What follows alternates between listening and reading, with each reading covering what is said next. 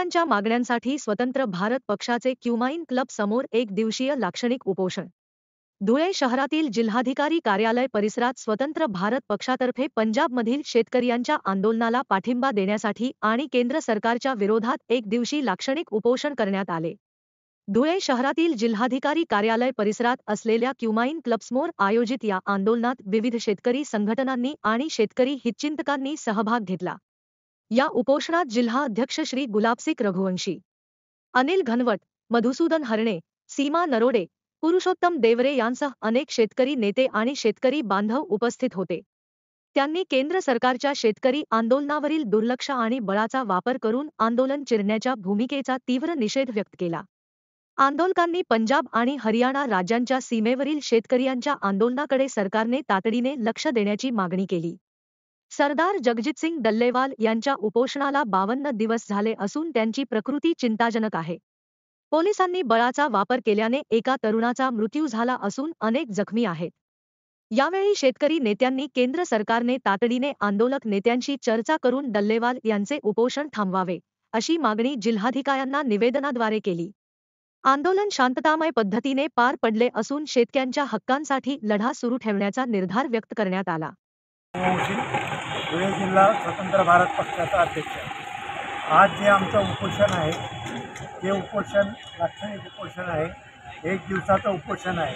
हे उपोषणाचं कारण असं की दिल्लीला शेतकरी त्या ठिकाणी बॉर्डरवर बसलेले आहेत। हरियाणा, पंजाब, उत्तर प्रदेशचे शेतकरी बॉर्डरवर बसलेले आहेत। त्यांच्या ज्या काही मागण्या आहेत, आता जवळजवळ फेब्रुवारीमध्ये त्यांना 1 वर्ष होण्यात येईल तेव्हापासून हे आंदोलन चालू आहे।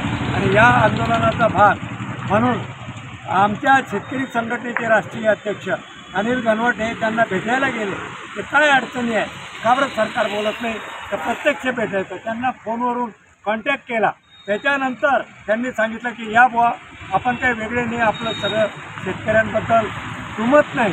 तर त्या ठिकाणी त्यांना भेटल्यानंतर डल्लेवाल जे आहे तर ते उपोषणाला बसते।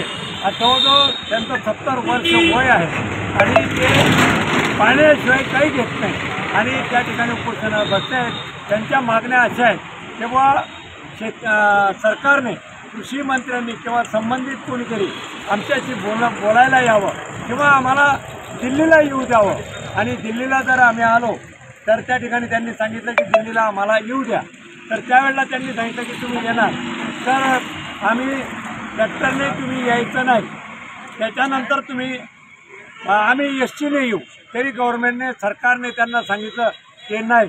मग ते म्हणे की आम्ही 101 लोक पायी येतो दिल्लीला, तरी त्यांनी सांगितलं नाही।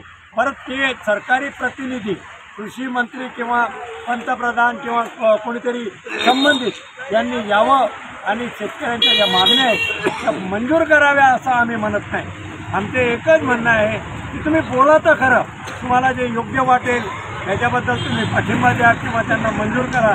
जर अयोग्य वाटत असेल तर ते कुठचंही काम करू नका। आणि तिथं जाण्यामागे आमचा उद्देश हाच होता आणि तिथे जे बसलेले आहेत त्या ठिकाणी त्यांना पाठिंबा, सरकार बोलायला तयार नाही, त्यांना पाठिंबा म्हणून संपूर्ण महाराष्ट्र राज्यामध्ये, बाकीच्या तामिळनाडू वगैरे तिथं सुद्धा हे आंदोलन चाललेलं आहे की बुवा तुम्ही कोणत्याही परिस्थितीत त्यांच्याशी बोला, ते काय म्हणतात त्यांचं मागण्या मान्य करा असं आम्ही म्हणत नाही, पण बोला तर खरं।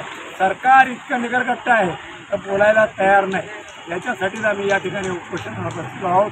धन्यवाद।